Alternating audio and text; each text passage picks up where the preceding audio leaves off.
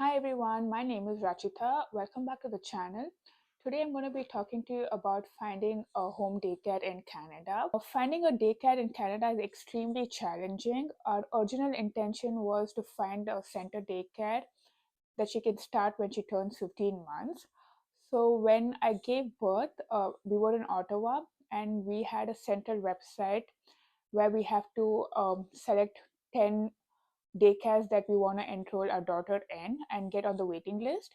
So I did this when I gave birth, but I know of parents who do this as soon as they realize they are pregnant because the waiting list is that long.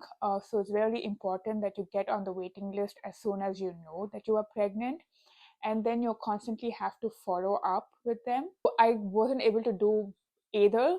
I only got on the waiting list when I gave birth, and since I was traveling, I couldn't constantly follow up with the center daycares. When she turned 15 months, I tried to call the daycares that we were on the waiting list, and none of them had any spots available. They said the waiting time would be another year, and they also said they would reach out if they find another spot, but nobody got back. That was a complete bust. At this point, we knew we had to put her into a home daycare. We reached out to two agencies, which was Andrew Fleck and We Watch. They have a website, and you just get on there and enroll your kids into it. So we did that, and we were waiting for a call back from them. But at the same time, we were also looking on Facebook groups. We found one where all the home daycares were listing their availability and telling us they have spots available for this in this month and for this age. So we did reach out to a couple of these daycares. We went and visited about three or four, I think. Unfortunately, we weren't happy with two of them that we initially saw. It was because we had issues with the number of activities for them, and also they were not taking the kids out of the daycare. And also, we didn't want one which was in the basement and which had access to televisions. We finally found a daycare that she liked when she turned 18 months. She had a waiting list, so we had to wait for a couple of weeks to get in. She was starting a new daycare, but she had a lot of previous experience with working with center daycares. She was going to have initially only four kids, and one of the kid was her own kid who was close to my daughter's age. My daughter, since she was the youngest, that she learned a lot from the older kids, which was really good. They did a lot of activities. They went to malls, they did a lot of picnics, they went to the park, um, they went on small hikes. So it was really good. We got pictures of their daily activities, and I know my daughter enjoyed them because every day she would come back super happy. It was never a day that she said she didn't want to go. The transition was also very easy. The caregiver had a detailed plan of what she was going to do and what all things we need to bring. It was a very good handbook that she had for us that made it very easy for first time parents. Very open to me coming in for the first week and spend a few hours with my daughter so that we could transition her easy. This went really well. She did not have any screen time. There was no basement, and all the food was home cooked. So we were very pleased with this.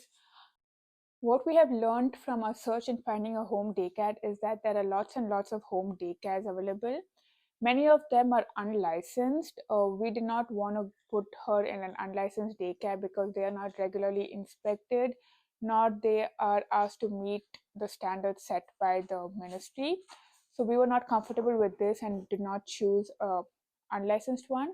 In a licensed home daycare, they are regularly inspected, and you can find one either through the agency's website, but we also realized that many of them vet for their own clients, so you can reach out to them directly, ask other mom groups for recommendations, go to the home, see how the environment is, speak to the caregiver extensively, find out about their activities, where they take the children, what all they do outside, what they do about the food, if they are ever exposed to any screen time, what they do for if the child is crying and things like that, and how you can help with the transition. speak to them, find out everything that you need to know. Lots of home care providers provide before and after school care and overnight care. So if these are things that you need, then a home provider is a better fit. It's extremely difficult to get into a center, especially in Ottawa, because I don't think there are too many centers compared to other cities. So we couldn't find anything, but I know people constantly following up with the centers were able to find a spot. If you're unable to secure a spot with a center daycare, I don't think you need to worry too much. Home daycare is a good fit if you're able to find one that fits your needs. Go to the facility, find the right one that is good for you and your kid. uh, you can be on a home daycare till you find a center one if that's where you want to move into.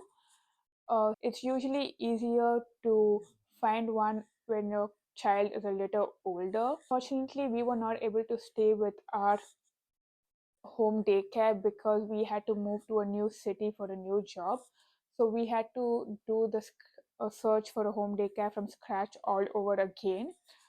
Luckily, we were able to find a center daycare in this new city.